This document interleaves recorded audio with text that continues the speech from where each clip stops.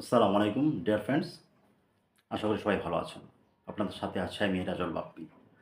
আপনারা দেখছেন মিক্সোলজি অফশোট। আজকে ই-রিটার্নের উপর নতুন আরেকটি ভিডিও নিয়ে আপনাদের সামনে হাজির হয়েছি। আজকের ভিডিওটি তাদের জন্য যারা টিচিং প্রফেশনের সাথে জড়িত, যারা শিক্ষকতা করছেন অথচ অনলাইনে ই-রিটার্ন দিতে পারছেন না, তারা কীভাবে অনলাইনে ই-রিটার্ন সাবমিট করবেন তাই আজকের ভিডিওতে আমি দেখিয়ে দেব। ভিডিওটি না টেনে মনোযোগ সহকারে সম্পূর্ণ ভিডিওটি দেখবেন, যাতে কোনো পার্ট আপনার মিস না হয়ে যায়। কোনো পার্ট মিস হয়ে গেলে কিন্তু আপনার ভুল হওয়ার সম্ভাবনা থেকে যাবে। তাহলে চলুন আমরা শুরু করি। আমরা সরাসরি কম্পিউটার স্ক্রিনে চলে আসলাম। আমরা প্রথমে একটি ব্রাউজার ওপেন করব এবং সেখানে ই-রিটার্ন লিখে সার্চ করব। ই-রিটার্ন লিখে সার্চ করার সাথে সাথেই দেখেন আমরা এনবিআর এর যে ই-রিটার্নের ওয়েবসাইটটি সেটা আমরা পেয়ে গেছি। এটাতে আমরা ক্লিক করি। এখান থেকে আমরা এই যে ই-রিটার্ন এটাতে যাব। এখানে ক্লিক করলে দেখেন একটি উইন্ডো ওপেন হয়েছে। বলা হচ্ছে এখানে are you registered in e return system, অর্থাৎ আপনি এনবিআর এর ই-রিটার্ন সিস্টেমে রেজিস্টার্ড কিনা। যদি রেজিস্টার্ড হয়ে থাকেন তাহলে আই এম অলরেডি রেজিস্টার্ডে যাবেন, আর যদি রেজিস্টার্ড না হয়ে থাকেন তাহলে আই এম নট ইয়েট রেজিস্টার্ডে যাবেন। যারা রেজিস্টার করেন নাই তারা কিভাবে রেজিস্ট্রেশন করবেন তা একটু দেখিয়ে দিচ্ছি আপনাদেরকে। আই এম নট ইয়েট রেজিস্টার্ডে যাই। এখানে গেলে দেখতে পাবেন please make sure you have biometric verified mobile number before registration, অর্থাৎ আপনার রেজিস্ট্রেশন করার পূর্বে আপনার বায়োমেট্রিক ভেরিফাইড মোবাইল নাম্বার লাগবে, যেটা আপনি ফিঙ্গারপ্রিন্ট দিয়ে আপনার মোবাইল নাম্বারটা রেজিস্ট্রেশন করেছেন। সো আপনার ওই মোবাইল নাম্বারটা দিয়ে আপনাকে রেজিস্ট্রেশন করতে হবে। আর আপনার যদি না জেনে থাকেন যে আপনার কোন নাম্বারটা বায়োমেট্রিক দিয়ে করা, তাহলে আপনার ফোন থেকে এই যে এই নাম্বারটা ডায়াল করবেন। ডায়াল করলে আপনি বুঝতে পারবেন যে আপনার কোন নাম্বারটা রেজিস্ট্রেশন করা আছে বায়োমেট্রিক পদ্ধতিতে। আচ্ছা, তারপরে আপনি ওই নাম্বারটা এইখানে বসাবেন। আপনার যেটা ভেরিফাইড নাম্বার সেটা এখানে বসাবেন, আর আপনার টিন নাম্বারটা এখানে বসাবেন। বসানোর পর এখানে একটা ক্যাপচা কোড আছে, এটা টাইপ করবেন। টাইপ করে ভেরিফাই দেওয়ার সাথে সাথে আপনার মোবাইল নাম্বার একটা ওটিপি চলে যাবে, ওয়ান টাইম পাসওয়ার্ড চলে যাবে। সেই পাসওয়ার্ডটা দেওয়ার পর আপনাকে নিউ পাসওয়ার্ড দিতে বলবে। সো আপনি দুইটা পাসওয়ার্ড দিবেন, দেওয়ার পরেই আপনার এই টিনের এগেইনস্ট আপনার পাসওয়ার্ড সেট হয়ে যাবে। তাহলে আপনার রেজিস্ট্রেশন কমপ্লিট হয়ে যাবে। আমি যেহেতু অলরেডি রেজিস্ট্রেশন করে ফেলেছি তাই আমি সাইন ইন পেজে চলে যাচ্ছি সরাসরি।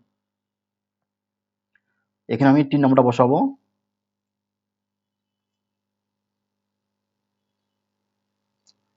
তারপর এখানে পাসওয়ার্ডটা দিব। তারপর আমি এখানে একটা ক্যাপচা কোড আছে, এটা টাইপ করি।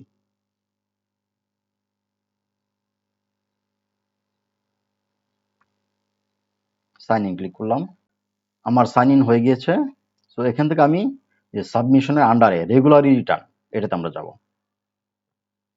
এখান থেকে দেখেন রিটার্ন স্কিম, এটা সেলফ, এটা কিছু করা লাগবে না। অ্যাসেসমেন্ট ইয়ার এটা বাই ডিফল্ট চলে আসবে 2024-25।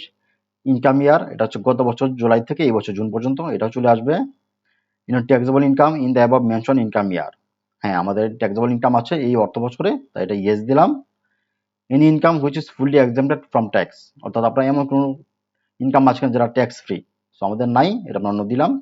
রেসিডেন্ট স্ট্যাটাস আমরা বাংলাদেশি, তাই এটা রেসিডেন্ট দিতে হবে। হেয়ার্স অফ ইনকাম, যেহেতু আপনি শিক্ষকতা পেশায় জড়িত আছেন, সো আপনার ইনকাম হচ্ছে এমপ্লয়মেন্ট থেকে, সো আমরা দিচ্ছি ইনকাম ফ্রম এমপ্লয়মেন্ট।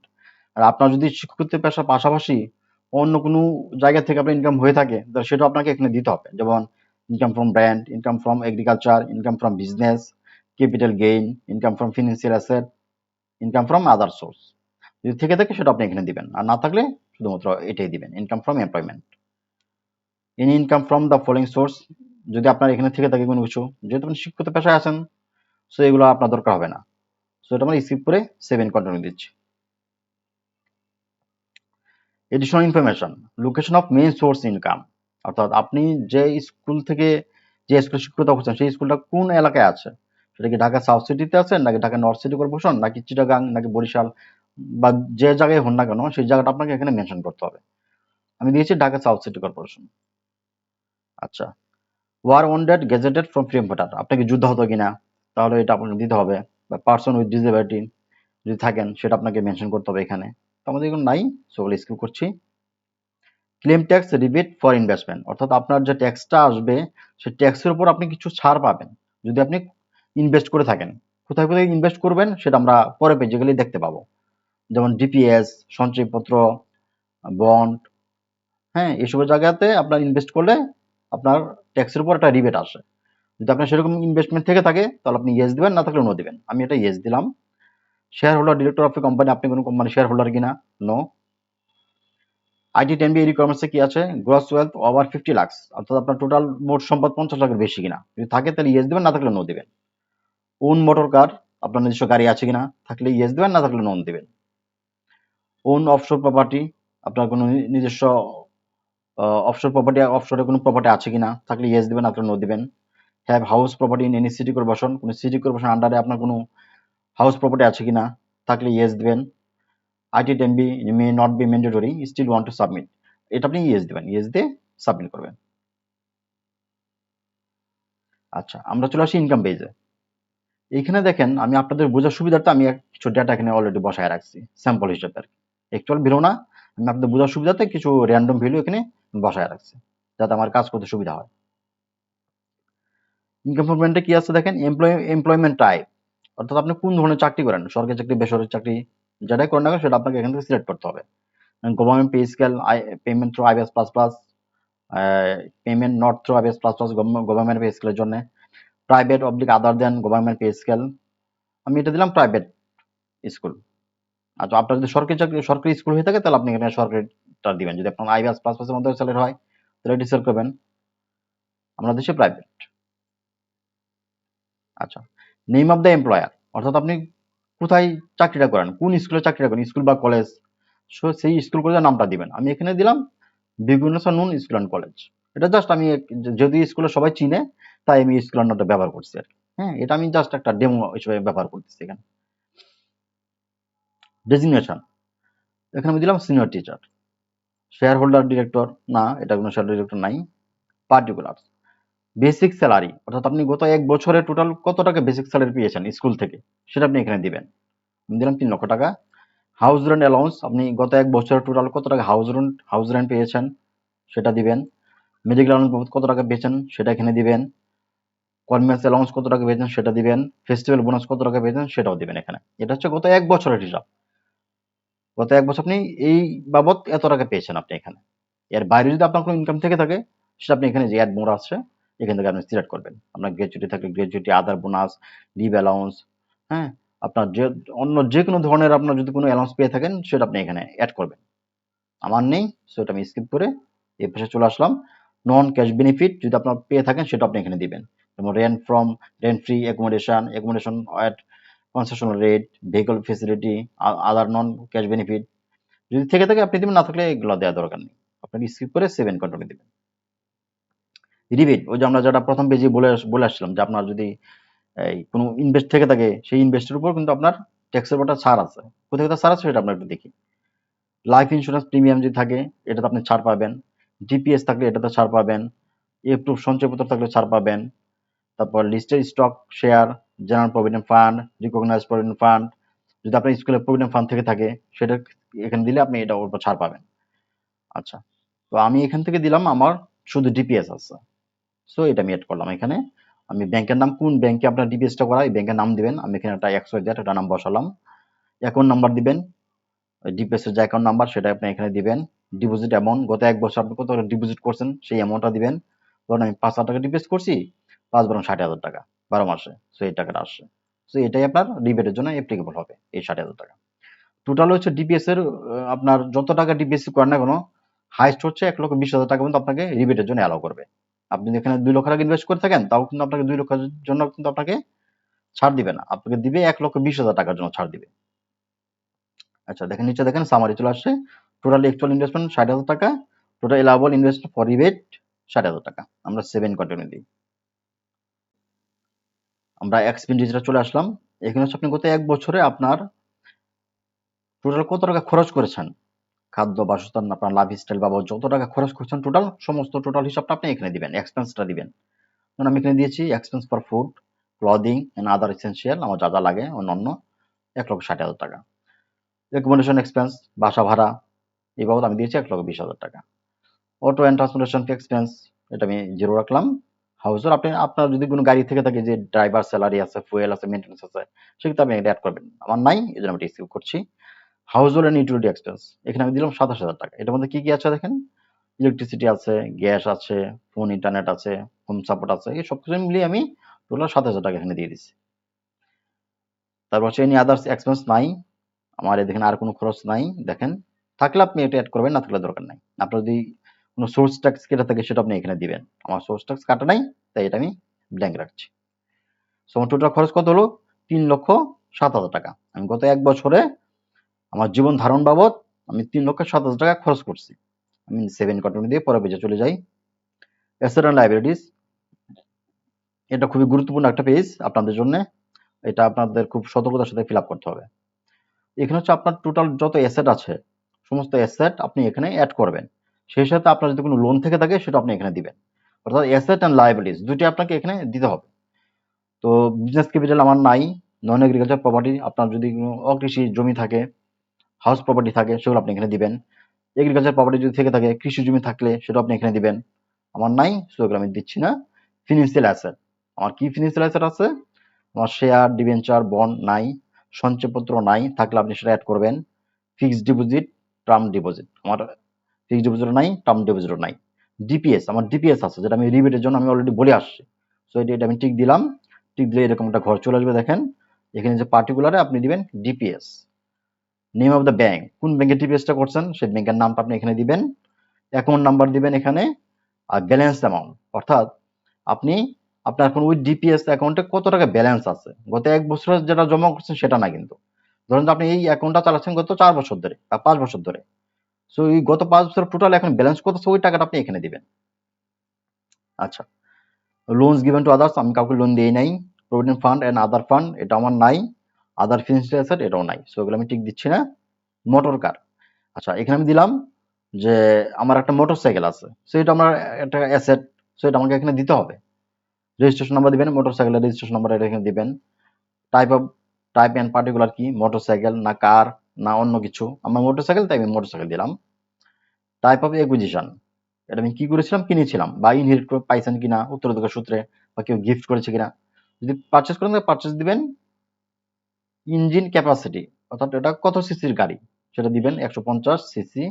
অ্যামাউন্ট, কত টাকাতে কিনেছিলেন, 2 লক্ষ টাকাতে কিনেছিলাম। আপনার এখানে আরো যদি কোনো গাড়ি থাকে সেটা আপনি এখানে অ্যাড করবেন। আমি এটা জাস্ট আপনাদের বোঝানোর সুবিধার্থে একটা বসাই দিলাম আর কি। Gold, diamond, gems and other terms, অর্থাৎ আপনার যদি কোনো গোল্ড থেকে থাকে, ডায়মন্ড থেকে থাকে, সেটা আপনি এখানে দেন, সেটা আপনার একটা অ্যাসেট। সো আমি এখানে দিলাম গোল্ড দিলাম, পারচেস করছি। আপনার quantity at the end of the income year total 3 ভরি। ইউনিট ভরি দিলাম, ভ্যালু কত, 3 লক্ষ টাকা। আমি যখন কিনেছিলাম তখন এটা ভ্যালু ছিল 3 লক্ষ টাকা। সো আমি দিয়ে দিলাম এখানে। ফার্নিচার, আপনার কি কি ফার্নিচার আছে সব ফার্নিচার আপনি এখানে অ্যাড করে দিবেন। ধরুন আমি দিলাম সোফা, খাট, ডাইনিং টেবিল, আলমারি, ফ্রিজ। আমার এরকম 5টা আইটেম আছে, আমি 5টা আইটেম পারচেস করছি। কোয়ান্টিটি 5, ভ্যালু কত, 2.5 লক্ষ টাকা। আপনার যদি আরো কোনো আপনার ফার্নিচার বা অন্য কোনো আইটেম থেকে থাকে, ইলেকট্রনিক্স আইটেম, ল্যাপটপ হতে পারে, মোবাইল হতে পারে, সেটা আপনি এখানে অ্যাড করে দিবেন। তারপর দেখেন other asset and significant value নাই। Cash and fund outside business, আচ্ছা এটা আছে আমার। আমার প্রত্যেকের হাতে তো দেখেন কিছু না কিছু টাকা হাতে থেকে থাকে, হয় ব্যাংকে থাকে না, তবে হাত ঘরে রেখে দেন টাকা, সেটাও আপনার একটা অ্যাসেট, সেটা আপনি এখানে দিবেন। তো আমি দিলাম cash in hand amount at the end of the income ইয়ার, গত অর্থ বছর শেষে আমার কাছে এই 1,40,000 টাকা ক্যাশ ছিল। আপনার হাতে যে টাকাটা থাকবে সেই টাকাটা আপনি এখানে দিয়ে দিবেন, 20,000, 50,000, 1 লক্ষ, 2 লক্ষ টাকা, যেটা আপনার ক্যাশ থাকবে সেই টাকাটা আপনি এখানে দিয়ে দিবেন। আচ্ছা, লায়াবিলিটিস, অর্থাৎ আপনি যদি কোনো লোন নিয়ে থাকেন, সেটা ব্যাংক হতে পারে, কোনো ব্যক্তির কাছ থেকে হতে পারে, সেটা আপনি এখানে দিবেন। যে বোরিং ফ্রম ব্যাংক, ব্যাংক থেকে নিলে সেটা আপনি এখানে দিবেন। আনসিকিউর্ড লোন, কোনো ব্যক্তির কাছ থেকে লোন হয় সেটা আপনি এখানে দিবেন। আদার লোন অর ওভারড্রাফট থাকলে সেটা আপনি এখানে দিবেন। আমার নাই, সো এটা আমি স্কিপ করছি। আদার আউটফ্লো, এখানে দেখেন অ্যানুয়াল লিভিং এক্সপেন্স 3,07,000 টাকা। এটা হচ্ছে এই যে আমরা এক্সপেন্ডিচারে আমরা কত টাকা খরচ দেখেছিলাম গত 1 বছর, সেই টাকাটা এখানে চলে আসছে। দেখেন 3,07,000 টাকা আমার গত বছরের খরচ। আমার কাউকে আমি লোন দিই নাই, ডিরেকশন দিই নাই, গিফট, ডোনেশন বা কন্ট্রিবিউশন দিই নাই। সোর্স অফ ফান্ড, সো আমার সোর্স অফ ফান্ড কত টাকা, 3,43,333 টাকা। আর ট্যাক্স এক্সামটেড ইনকাম কত টাকা? 1,71,667 টাকা। এই টাকাটা কিন্তু অটোমেটিক ক্যালকুলেশন হয়ে আসছে। কিভাবে ক্যালকুলেশন হয়ে আসছে এটা দেখার জন্য আপনাকে আমি নিয়ে যাচ্ছি ইনকাম এই পেজটাতে। দেখেন, এই দেখেন আমরা এখানে বসাইছিলাম না যে basic salary, house rent, medical allowance, আমার যত ইনকাম আছে সমস্ত ইনকাম তো এখানে বসাইছিলাম। বসানোর পরে দেখেন এখানে একটা সামারি আছে, এমপ্লয়মেন্ট সামারি, এটাতে যাবেন।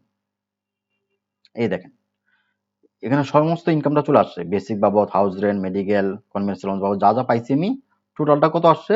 5,15,000 টাকা। এই টাকাটা কিন্তু আমি আমার স্কুল থেকে বেতন হিসেবে এই সর্বমোট বেতন পাইছি 5,15,000 টাকা। এখন কি এই 5,15,000 টাকার উপরে কিন্তু আমার ট্যাক্স আসবে না? এখানে একটা ব্যাপার আছে। ব্যাপারটা কি দেখেন, এই যে টোটাল অ্যামাউন্ট 5,15,000 টাকা, এই টাকাটাকে আপনি 3 দিয়ে ভাগ করবেন। 3 দিয়ে ভাগ করার পরে যে অ্যামাউন্টটা আসবে সেই টাকাটা কি 4 লক্ষ, 4.5 লক্ষ থেকে ছোট কিনা? যদি সেই টাকাটা 4.5 লক্ষ থেকে ছোট হয়ে থাকে তাহলে ওই টাকাটা এখানে বসে যাবে অটোমেটিক। আর যদি 4.5 লক্ষ থেকে বড় হয়ে থাকে তাহলে 4.5 লক্ষ টাকা এখানে বসে যাবে। বসে এই টোটাল অ্যামাউন্ট থেকে এই টাকাটা বাদ যাবে।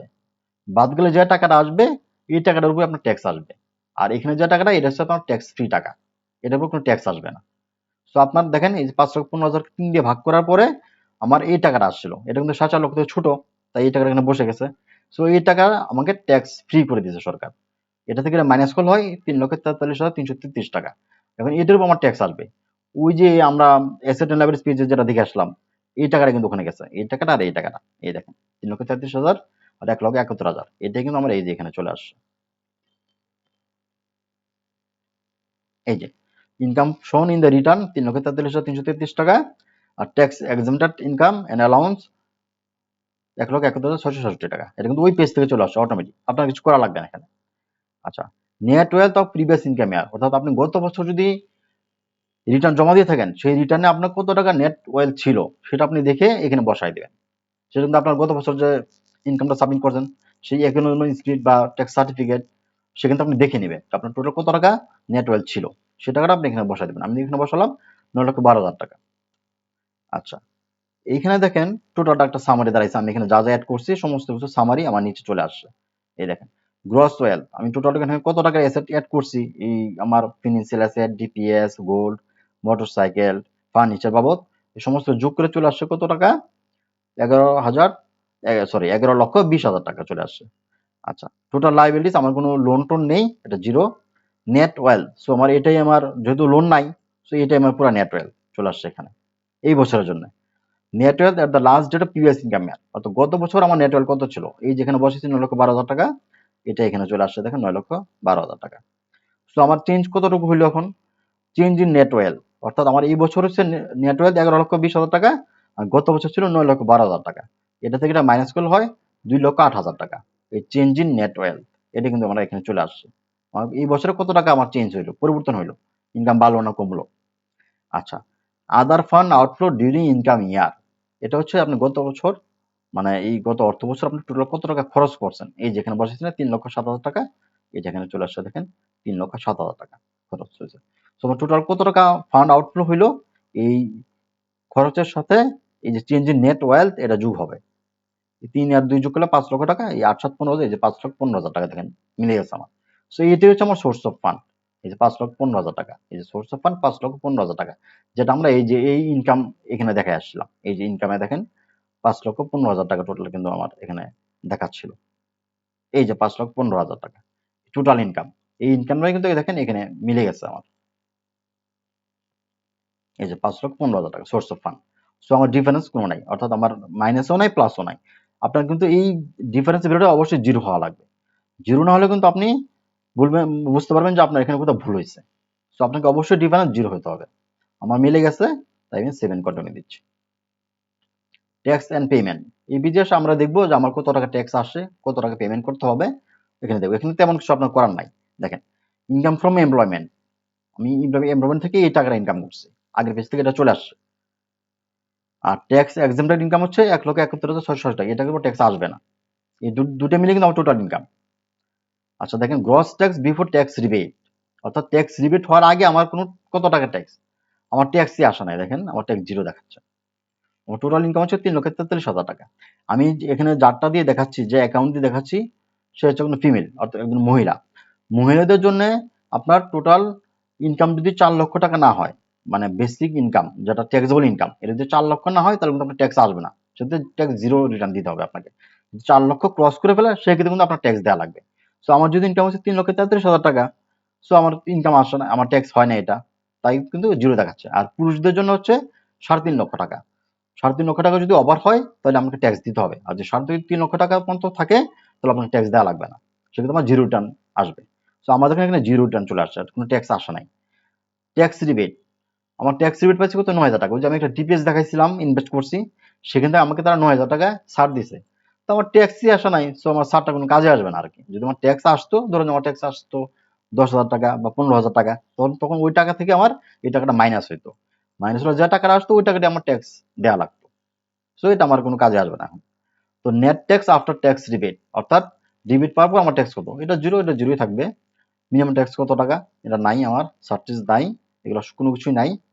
আচ্ছা, have you paid any source tax, আমার কোনো আমি অ্যাডভান্স ট্যাক্স পে করি নাই, সোর্স ট্যাক্স আমার কোনো ট্যাক্স কাটে নাই, তো আমি নো দিচ্ছি। দেখেন এখানে আমরা নিচে চলে আসি, আমার সবই জিরো দেখাচ্ছে এখানে। পে নাও, দেখেন এই যে পে নাও, এই যে এখানে দেখেন লাস্ট ফাইনাল পে বলে দেখেন টোটাল অ্যামাউন্ট পেয়েবল জিরো দেখাচ্ছে, আমার কোনো টাকা পে করতে হবে না বলতেছে। টোটাল পেমেন্ট এটাও জিরো, সবই জিরো, দেখেন পেয়েবল জিরো। পে নাও বাটনটা দেখেন ইনএক্টিভ হয়ে গেছে। যদি আপনার ট্যাক্স আসতো, সেটা যদি আপনি পেমেন্ট না করতেন তাহলে কিন্তু এই পেমেন্ট নাও বাটনটা অ্যাক্টিভ থাকতো, এটাকে আমরা পে করতে বলতো। পে ছাড়া কিন্তু আপনি এই রিটার্নটা সাবমিট করতে পারবেন না। এখন কিন্তু আমরা এটা সাবমিট করতে পারবো।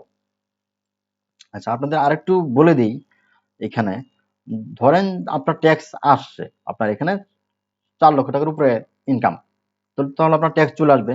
সেক্ষেত্রে আপনি কি করবেন সেটা আমি একটু দেখাই দিচ্ছি আপনাদেরকে। সেক্ষেত্রে দেখেন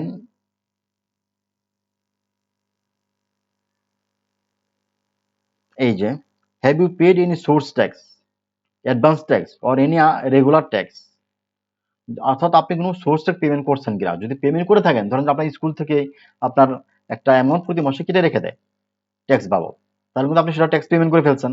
তাহলে সেই টাকাটা তারা যে পেমেন্ট করছে তার এগেনস্টে আপনি একটা চালান কপি পাবেন স্কুল থেকে, সেটা আপনি নিয়ে নেবেন। সেই চালান কপিটা এইখানে অ্যাড করতে হবে। এই যে have you paid in source tax দিলে ইয়েস দিবেন, আমি পেড করছি।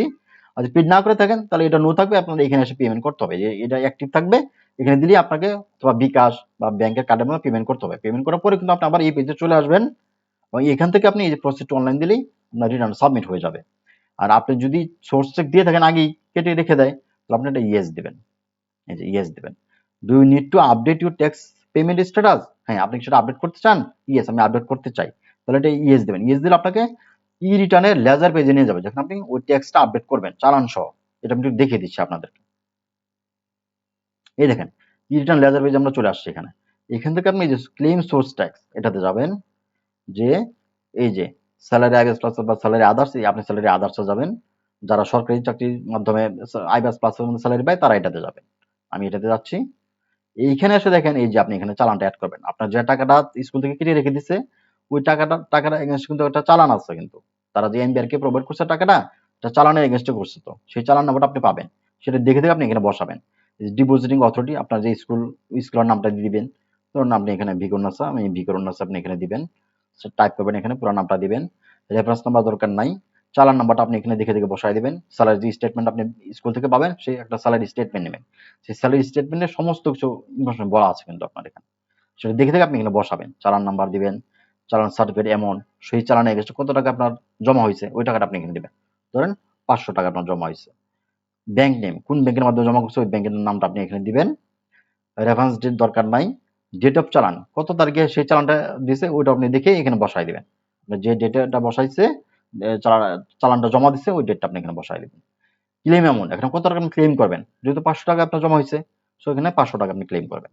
এই 500 টাকা ক্লেম করবেন।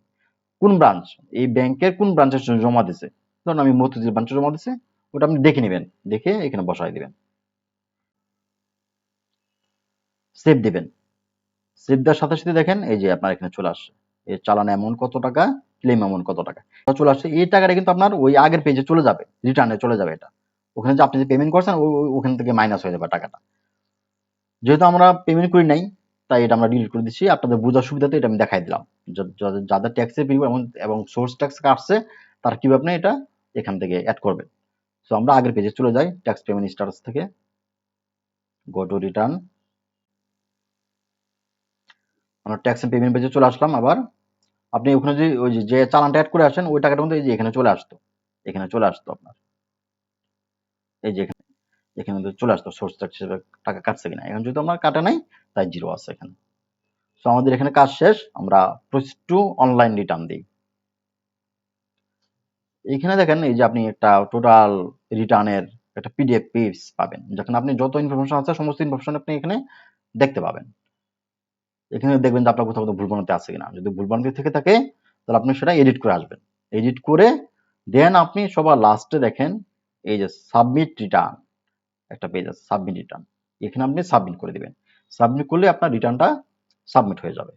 এবং আবার সাবমিট করার সাথে সাথে কিন্তু আপনি আপনার রিটার্ন সার্টিফিকেট এবং একনলেজমেন্ট স্লিপ দুইটা আপনি ডাউনলোড করে নেবেন। কোথা থেকে ডাউনলোড করবেন আমি একটু দেখাই দিচ্ছি আপনাদেরকে। এই যে ট্যাক্স রেকর্ডে গেলে এই দেখেন এই যে এখানে এক্সপ্রেস সার্টিফিকেট, এটা দিলে কিন্তু আপনার সার্টিফিকেটটা চলে আসবে। এখন নাই কারণ আমি এখনো সাবমিট করি নাই। আর হচ্ছে একনলেজমেন্ট, এই যে একনলেজমেন্ট, এখানে গেলে আপনি আবার একনলেজমেন্ট রিসিপ্টটাও ডাউনলোড করতে পারবেন। আর আপনার এই যে কপিটা আছে এটাও কিন্তু আপনি পিডিএফ এ চাইলে ডাউনলোড করে নিতে পারেন। এখান থেকেও করতে পারেন, আবার আপনি চাইলে এই যে এখান থেকেও করতে পারবেন। এই যে রিটার্ন, এই রিটার্নে গেলে কিন্তু আপনার টোটালটা চলে আসবে। আমি আর সাবমিট দিচ্ছি না এখানে। আশা করি আপনারা বুঝতে পেরেছেন কিভাবে অনলাইনে রিটার্ন সাবমিট করতে হয়। আজকে এই পর্যন্তই। আশা করি ভিডিওটি ভালো লেগেছে। যারা শিক্ষকতা পেশায় আছেন তারা চাইলে আমার এই ভিডিওটি দেখতে পারেন। দেখলে আশা করি আপনারা অনলাইনে রিটার্ন সাবমিট করতে পারবেন। আর আপনাদের যদি কোনো কুইরি থেকে থাকে তাহলে কমেন্ট বক্সে কমেন্ট করে আমাকে জানাতে পারেন। তাহলে আজকে এই পর্যন্তই। Hope to see you again with another topics. Till then, Allah হাফেজ। আসসালামু আলাইকুম।